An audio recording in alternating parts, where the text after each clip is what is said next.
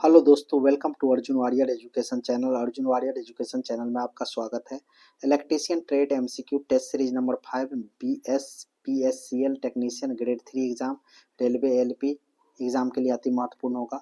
देखिए question number first क्या कहता है कि कह रहा है कि स्टेटर और आर्मेचर के बीच छोटा सा एयर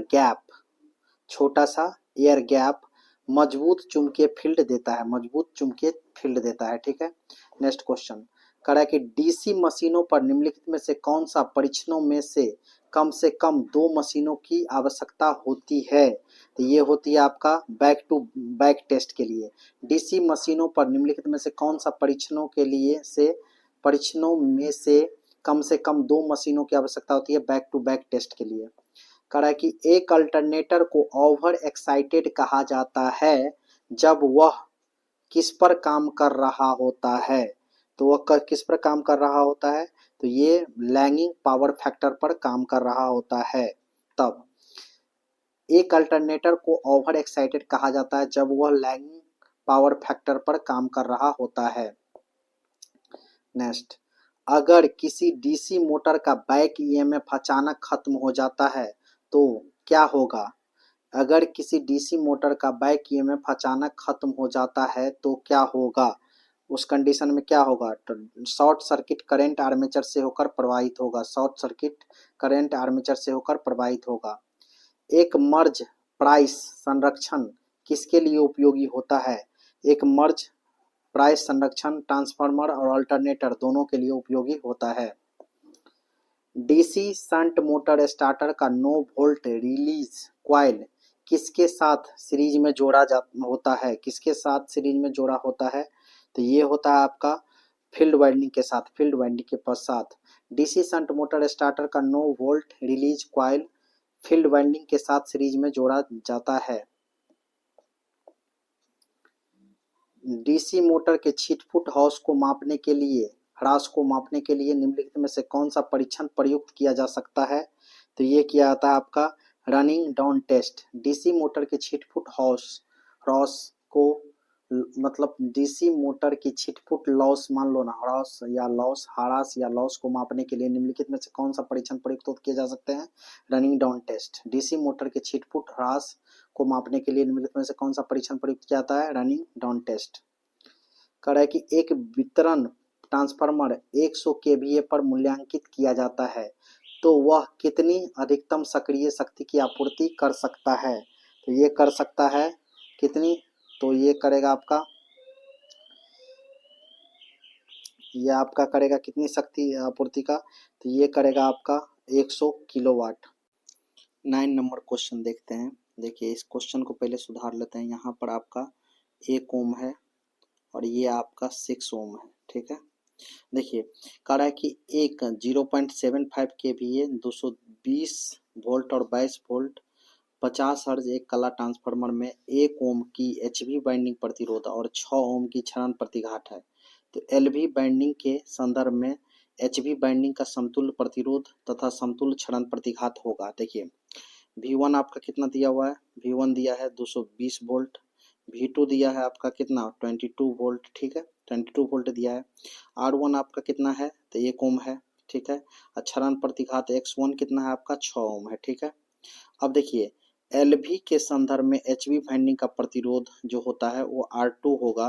तो ये होगा आपका क्या K2 स्क्वायर R1 और X2 जो होगा आपका वो होगा क्या X1 इंटू के स्क्वायर। ठीक है। अब देखिए K इक्वल टू क्या हो जाएगा आपका V2 बाई V1। अब 22 बाई क्या करेंगे आप 220 करेंगे तो 1/10 आएगा। ठीक है। तो R2 जब निकालना है तो 1 इंटू क्या हो जाएगा 1/10 का होल स्क्वायर। इसको करोगे तो कितना होगा 0 पॉइंट, क्योंकि 100 हो जाएगा नीचे में तो 0.01 होगा। और वैसे ही X2 निकालना होगा आपका तो 6 इंटू क्या हो जाएगा आपका 6 इंटू क्या हो जाएगा 6 इंटू 1/10 का होल स्क्वायर। इसको करोगे तो आपका दे देगा 0.06 ओम। ये किस ऑप्शन में है, तो ऑप्शन नंबर ए में है। ठीक है। चलिए next question, option number A इसका सही हो जाएगा। नेक्स्ट क्वेश्चन देखिए, नेक्स्ट क्वेश्चन क्या कर रहा है कि नम मलिन वातावरण में मोटरों के लिए किस प्रकार का एनक्लोजर प्रयुक्त किया जाता है। नम मलिन वातावरण में मोटरों के लिए किस प्रकार के का एनक्लोजर प्रयुक्त किया जाता है, किस प्रकार का, तो ये होता है totally enclosed fan cooled, totally enclosed fan cooled प्रकार का। ताप दीप्त लैंप का ताप प्रतिरोध इसके शीत प्रतिरोध से लगभग होता है, शीत प्रतिरोध से लगभग होता है कितना, दुगुना, दुगुना। ताप दीप्त लैंप का ताप प्रतिरोध इसके शीत प्रतिरोध से लगभग दुगुना होता है, ठीक है। आगे नेक्स्ट, सर्किट ब्रेकर में संपर्क अलगाव के त्वरित बाद अस्तित्व में आने वाले करंट को किसके नाम से जाना जाता है, तो तुरंत बाद आने वाले करंट को किसके नाम से जाना जाता है, तो ये जाना जाता है ब्रेकिंग करंट के नाम से, ब्रेकिंग करंट के नाम से। परिपथ भंजकों में संपर्क से निर्मित होता है, परिपथ भंजकों में संपर्क से निर्मित होता है, तो संपर्क से क्या निर्मित होता है, तो एल्युमिनियम मिश्र धातु, एल्युमिनियम मिश्र धातु।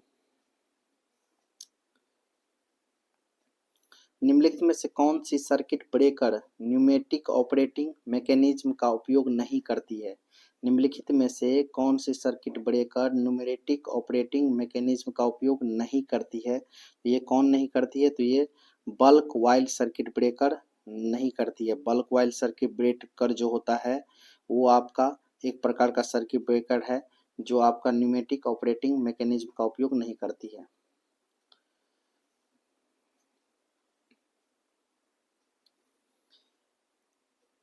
A2XCY केबल स्टैंडर्ड कोड में Y अक्षर इंगित करता है, Y अक्षर किसको इंगित करता है, तो Y अक्षर इंगित करता है आपको पीवीसी शीथ को, पीवीसी शीथ को, ठीक है।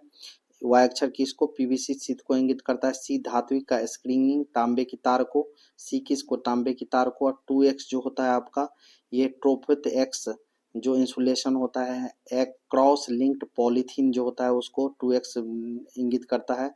और C तो आपका तांबे की तार का धात्विक स्क्रीनिंग का, Y क्या होता है आपका पीवीसी शीथ का, ठीक है। Next question, non receiving DC drive के लिए किसका इस्तेमाल करना बेहतर होता है, नॉन रिसीविंग डीसी ड्राइव के लिए किसका इस्तेमाल करना बेहतर होता है, तो ये सेपरेट एक्साइटेशन के साथ डायनेमिक ब्रेकिंग को, सेपरेट एक्साइटेशन के साथ डायनेमिक ब्रेकिंग का।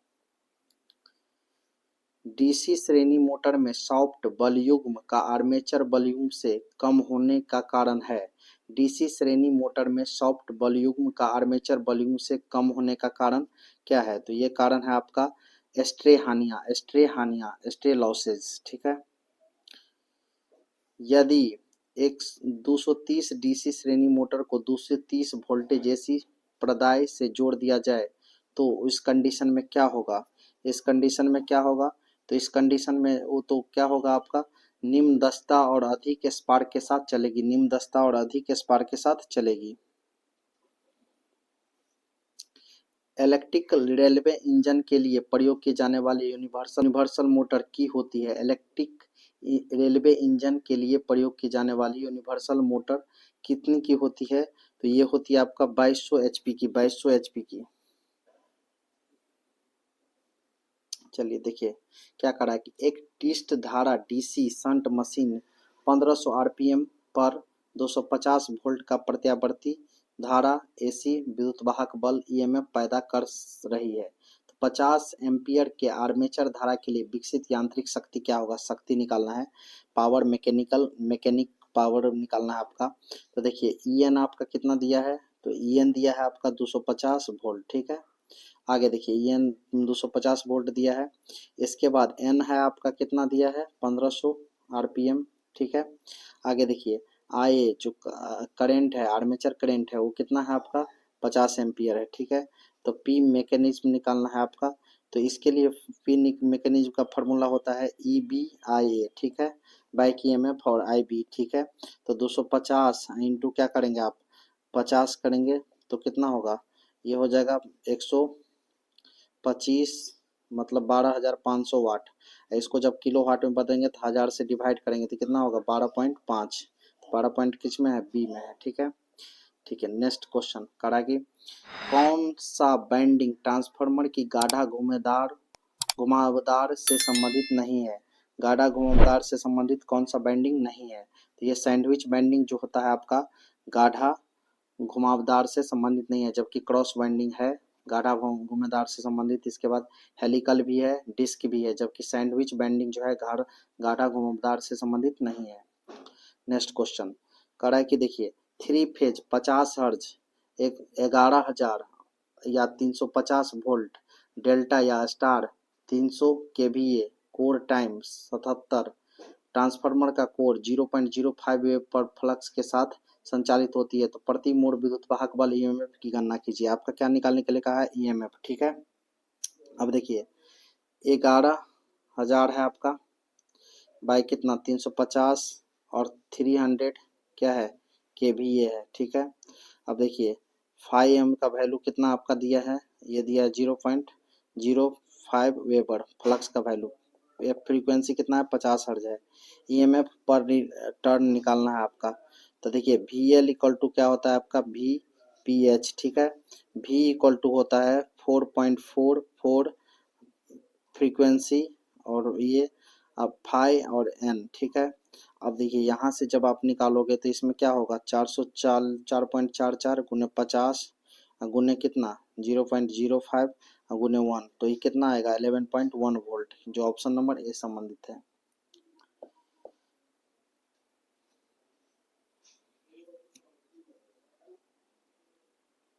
देखिए 300 केवीए कितना बोला है 300 KVA 6,600 volt 440 volt 50 hertz delta star connected 3 phase transformer के प्रति टर्न वोल्टेज 7.9 वोल्ट है, तो निम्न वोल्टेज और उच्च वोल्टेज साइड टर्न की संख्या निकालने के लिए N1 N2 निकालने के लिए आपसे कहा है। तो देखिए चूंकि ट्रांसफार्मर डेल्टा स्टार है, कौन सा है डेल्टा स्टार है, तो इस कंडीशन में E1 आपको दिया हुआ है कितना 6600 वोल्ट, आपको E2 निकालना है, तो E2 कितना है 440 बाई कितना √3, जो आपको सॉल्व करने पर 254 वोल्ट लगभग आएगा, क्योंकि √3 का वैल्यू 1.73 होता है, इससे डिवाइड करोगे आप तो। ठीक है, अब देखिए आपसे कहा क्या गया है कि E1, ठीक है E1, इसके बाद E1 by N1 equal to क्या होता है E2 बाई N2। ठीक है, इसका वैल्यू कितना दिया है आपका 7.9। अब यहाँ से एक बार अगर आप E1 का वैल्यू लीजिएगा तो N1 का वैल्यू आएगा, E1 का वैल्यू लीजिएगा तो E1 का वैल्यू कितना है आपका, E1 का वैल्यू आपका था 6600 बाई N1 इक्वल टू 7.9। अब 7.9 से इसमें डिवाइड करोगे आप तो लगभग कितना आएगा 32.15 आएगा, जो ऑप्शन ए में भी है और बी में भी है। ठीक है, आगे देखिए ऑप्शन ए में भी ऐसे ही E2 का वैल्यू आप निकालोगे, तो E2 निकालोगे तो देखिए N2 का वैल्यू निकालोगे तो E2 आपका कितना आया था 254, 254 में आप डिवाइड करोगे कितना से 7.9 से। ठीक है, तो ये कितना आएगा लगभग आपका यहाँ पर 32 आएगा और यहाँ पर आपका कितना आएगा 835 पॉइंट, तो ये कितना होगा सी नंबर ऑप्शन। ठीक है, नेक्स्ट क्वेश्चन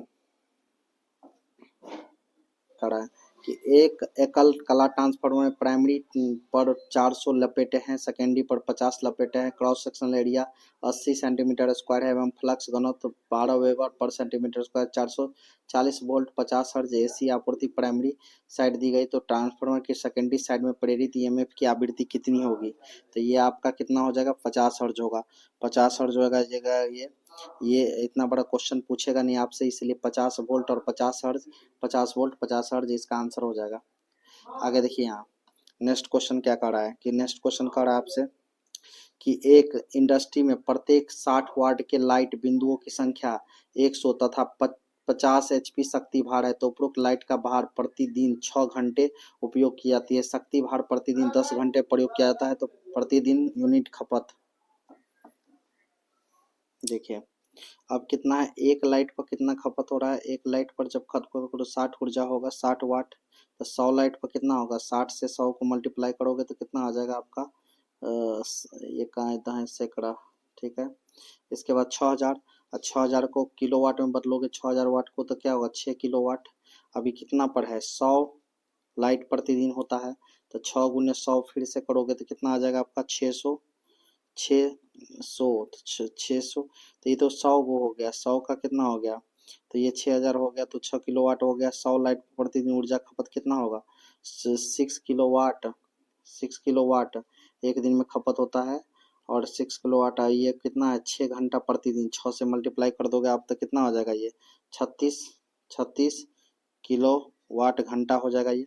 अब क्या है 50 HP का है शक्ति खपत, तो 50 HP को अगर वाट में बदलोगे तो 50 गुने क्या करोगे आपको 746, अब 50 गुने 746 करोगे तो ये लगभग कितना देगा 37,300 वाट, ठीक है, जो 37 पॉइंट कितना होगा 30 किलोवाट। अब 10 दिन तक ना बोल रहा है 10 घंटे प्रयोग में लाने पर, तो 37.30 गुने 10 कर देंगे तो ये कितना होगा 373 किलोवाट, और 36 किलोवाट दोनों जोड़ोगे तो 409 कहाँ पर ऑप्शन है, ऑप्शन नंबर सी आपका आंसर हो जाएगा। नेक्स्ट क्वेश्चन का रहा है कि कौन सी इंडक्शन मोटर का आकार में सबसे बड़ी होगी, सबसे बड़ी कौन सी इंडक्शन मोटर होगी जो आकार में सबसे बड़ी होगी, तो ये होगी सबसे बड़ी आकार में इंडक्शन मोटर, वो 45 किलोवाट और 975 आरपीएम, 45 किलोवाट और 975 आरपीएम, ठीक है। आगे देखिए 4 पोल 3 phase 50 hertz induction motor 1455 RPM की गति से चलती है, इस स्थिति में घूर्णक में प्रेरित ईएमएफ की आवृत्ति कितनी होगी, ईएमएफ की आवृत्ति आपसे पूछा है। तो देखिए पहले एनएस निकालिए, एनएस निकालिएगा तो 120 गुने क्या होगा फ्रीक्वेंसी कितना है 50 बाई नंबर ऑफ पोल कितना 4 दिया 12, तो 5 दिया 1500 आ गया, ठीक है 1500 आरपीएम। अब स्लिप परसेंट जो आप निकालते हैं स्लिप परसेंट, तो क्या होता है एनएस, ठीक है, माइनस एनआर बाई क्या एनएस इंटू 100 होता है, ठीक है। अब देखिए 1500 माइनस 1400 कितना 55 बाई कितना 1500 और गुने 100 करेंगे आप, ठीक है, तो 45 अब बाई कितना हो जाएगा आपका 1500 और गुने कितना हो जाएगा 100, ठीक है। अब देखिए 100 हो जाएगा ये, अब इसको अब ये आप 45 15 तिया 45, अब 15 दाहिन किया तो ये कितना हो जाएगा 3% आ जाएगा, स्लिप परसेंट 3 आ जाएगा, तो एफ आर इक्वल टू क्या होता है एस एफ, ठीक है, F R equal to S F, तो ये कितना हो जाएगा 3 बाई कितना करेंगे आप 100 गुने कितना 50, तो 50 करेंगे तो 1.5 हर्ज आ जाएगा, 1.5 हर्ज ऑप्शन नंबर सी में है, ठीक है, सी में है। नेक्स्ट क्या कर रहा है कि हस्तचलित घूर्णक प्रतिरोध स्टार्टर वाले स्लिप रिंग इंडक्शन मोटर में विध्रुवीय अंतःपार्षण इंटरलॉकिंग किस तरह से जुड़ता है, किस तरह से जुड़ता है ये आपसे पूछा है। तो ये जुड़ता है आपका स्टार्टर बटन के श्रृंखला में, स्टार्टर बटन के श्रृंखला में।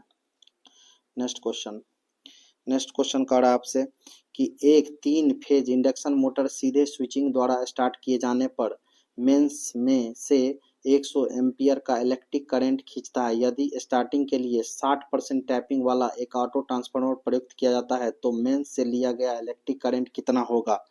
तो ऑटो ट्रांसफार्मर द्वारा लिया गया धारा equal to I equal to होता है के स्क्वायर बाय इंटू क्या डायरेक्ट ऑनलाइन द्वारा ली गई धारा, तो के स्क्वायर कितना 0.6, ये परसेंटेज को हटाएंगे तो 0.6 का स्क्वायर हो जाएगा, परसेंटेज को अगर डेसिमल बदलेंगे इंटू कितना है 100 ले रहा है वो धारा, तो कितना हो जाएगा ये 0.36 इंटू 100, ये कितना हो जाएगा 36, कितना हो जाएगा 36 कौन सा है ऑप्शन में, ऑप्शन नंबर बी में।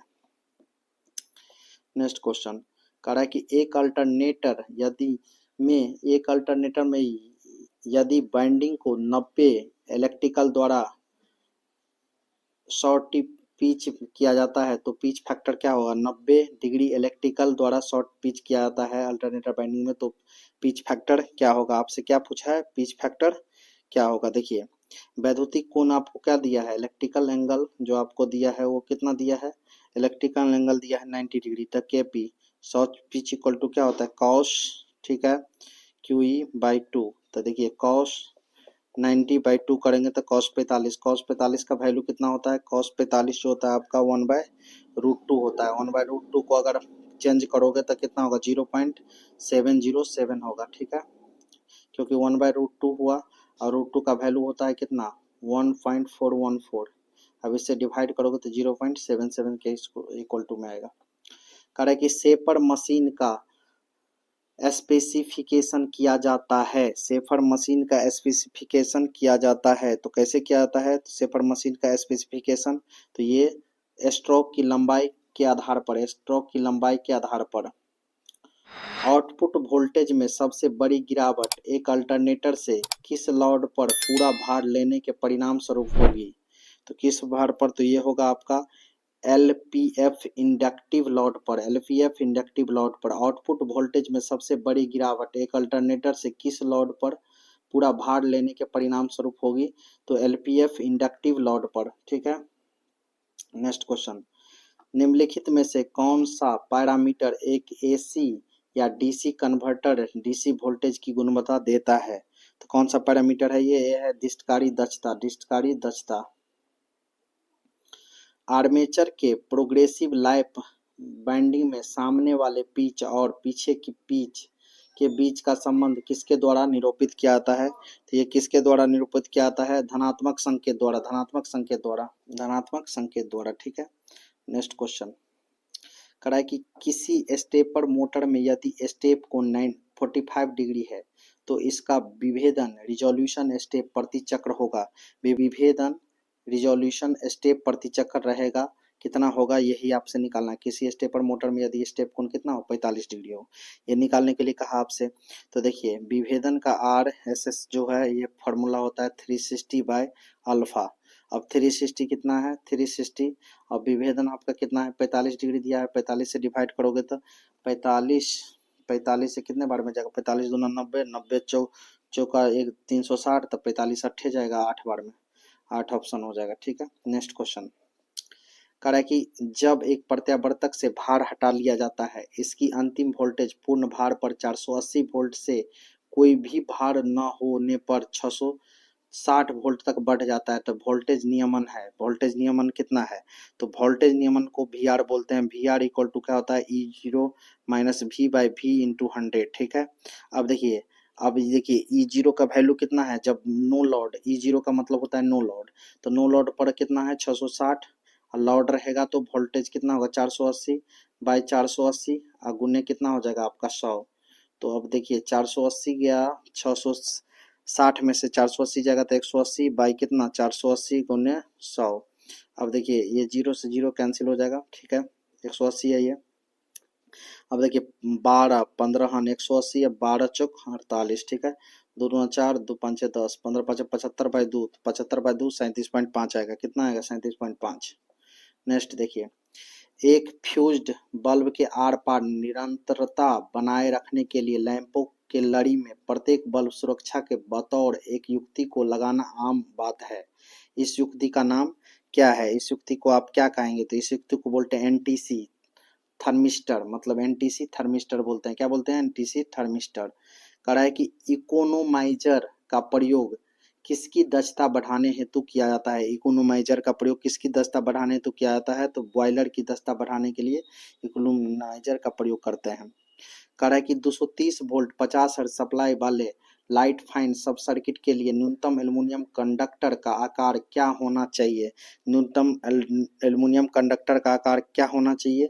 तो ये आपका होना चाहिए, ये आपका कितना होना चाहिए? तो ये आपका होगा कितने के लिए? 230 और 50 हर्ज के लिए चाहिए तो 250 वोल्ट ग्रेड और 1 या 1.4 mm बाय 250 वोल्ट ग्रेड और या 1 या 1.4 mm, ये आपका सी नंबर। ठीक है, नेक्स्ट, यूपीएस प्रणाली में आपात उपयोगी बैटरियां किसकी बनी होती है? कैसी होती है? तो ये होती है आपका nickel cadmium, nickel cadmium. UPS प्रणाली में आपात उपयोगी बैटरियां निकेल कैडमियम होती है। ठीक है, एक 2.0 टन एयर कंडीशनर के लिए निम्न में से कौन सा तार का साइज उपयुक्त होना चाहिए? 2.0 टन किस एयर कंडीशनर के लिए, एसी के लिए कैसा तार होना चाहिए? तो 4 मिलीमीटर स्क्वायर का मोटाई का। ठीक है, 4 मिलीमीटर स्क्वायर। आगे नेक्स्ट, कह रहा है कि 400 MVA मेगा वोल्ट एम्पियर और 20 किलो वोल्ट के अल्टरनेटर में सिंक्रोनस प्रतिघात 0.3 pu है तो 200 मेगा वोल्ट एम्पियर और 440 kV के आधार पर मान समतुल्य प्रतिघात होगा। कितना होगा समतुल्य प्रतिघात? अब देखिए समतुल्य प्रतिघात आपसे कहा गया है तो हमको x pu निकालना है। देखिए 0.3, ठीक है, 0.3 जो ओल्ड वाला है इंटू क्या करेंगे? 0.3 इंटू क्या होगा आपका 40/20 कर देंगे, का स्क्वायर कर देंगे तो 0.3 हो जाएगा। ये कितना हो जाएगा, 2 का स्क्वायर 4, 4 तो ये कितना 12, 12 का मतलब कितना 4 4 4 20, 20 से 2 बार में 2 का स्क्वायर 4, 4 तो 12, 12 का मतलब आपका कितना हो जाएगा, एक और ना होगा 400/200, तो 12 12 1.2 हुआ। इसको 400/2 से भी मल्टीप्लाई करना पड़ेगा 200 से, तो 400 दूना 800, तो 12 दूना 24, 2.4, 2.4 कौन सा है, बी नंबर। ईंधन सेल के संबंध में निम्न में से कौन सा सत्य नहीं है, ईंधन सेल के संबंध में कौन सा सत्य नहीं है। ऊर्जा के किसी बाहरी स्रोत की आवश्यकता नहीं है, ये सही है आपका। वे सक्षम है, ये भी सही है। उनके स्थान पर कोई प्रतिबंध नहीं है, ये भी सही है। वे उच्च प्रदूषण का कारण बनते हैं और उनका ऑपरेशन शोर भरा है, ये आपका क्या है, गलत है। ठीक है, तो गलत कौन सा हुआ आपका, डी नंबर। नेक्स्ट क्वेश्चन, एक सिरोपरी लाइन प्रणाली में त्रुटि की घटना का प्रतिशत क्या है। त्रुटि की घटना का प्रतिशत आपको सिरोपरी लाइन में क्या है, तो ये 30 से 40%, 30 से 40%। सिरोपरी लाइन में 30 से 40% होता है। भूमिगत केबल जब है उसमें त्रुटि की घटना 10% होता है। कितना होता है भूमिगत केबल में, 10%। यंत्रावली में 15% होता है। यंत्रावली में शक्ति परिणामित्र में जो पावर वाला जो आपका ट्रांसफार्मर होता है उसमें 7% होता है, और आपका विविध में 8%, मिसलेनियस में 8%। ठीक है, कह रहे कि परिवर्तनीय आवृत्ति ड्राइव VFD का आउटपुट वेव फॉर्म क्या है। आउटपुट वेव फॉर्म क्या है प्रवृत्ति ड्राइव का, तो ये flux with modulated sine wave, flux with modulated sine wave. ठीक है, नेक्स्ट क्वेश्चन, कह रहा है कि DC 2 वाइड 3 वाइड और 3 वाइड ट्रांसमिशन सिस्टम में ट्रांसमिट की गई पावर की मात्रा तथा ट्रांसमिशन की दूरी समान है, तो कॉपर के 3 तार ट्रांसमिशन सिस्टम की जरूरत है। क्या जरूरत है, तो ये जरूरत है 2 तार सिस्टम की, 31% ऑफ 2 वाइड सिस्टम। ठीक है, next, 3 phase 4 wide 3 wide DC system के मामले में ओवरहेड सिस्टम में विद्युत प्रेषण के लिए जरूरी कॉपर की मात्रा को अनुपात में दिखाया जाता है। किसके अनुपात में दिखाया जाता है, तो ये दिखाया जाता है आपका, जब हम इसका बात करेंगे तो ये दिखा जाएगा 1.867 by cos square 5, 1.678 by cos square 5 के अनुपात में दिखाया जाता है। कह रहा है कि 50 वाट एक दीपक 1500 ल्यूमेन का ज्योति फ्लक्स देता है, तो इसकी दक्षता क्या होगी, इसकी दक्षता क्या होगी, तो दक्षता निकालने के लिए आपको ज्योति फ्लक्स बाई क्या करेंगे, आपका ज्योति फ्लक्स बाई शक्ति करेंगे, तो ज्योति फ्लक्स बाई शक्ति इतना हो गया, तो 50 या 150, तो कितना हो जाएगा आपका 30, कितना हो जाएगा 30 ल्यूमेन पर वाट। ठीक है, दक्षता इक्वल टू होता है ज्योति फ्लक्स बाई क्या शक्ति, ज्योति फ्लक्स बाई शक्ति, दक्षता इक्वल टू। किसी उद्योगशाला को मुख्यतः 3 पेज लॉड तथा सीमित प्रकाश लॉड के लिए प्रयुक्त केबल किस प्रकार का होना चाहिए, किस प्रकार का होना चाहिए, तो ये होना चाहिए आपका, ये होना चाहिए 3.5 करोड़ का, 3.5 करोड़ का। कह रहा है कि AC रिले के चैटरिंग दोष को किसका प्रयोग करके दूर किया जा सकता है, AC रिले के चैटरिंग दोष को, तो शेडिंग कुंडली का प्रयोग करके दूर किया जाता है। Thank you for watching. अगर आपको ये वीडियो पसंद आया हो तो लाइक कीजिए और ऐसे ही वीडियो के लिए हमारे चैनल को सब्सक्राइब कीजिए। Thank you for watching.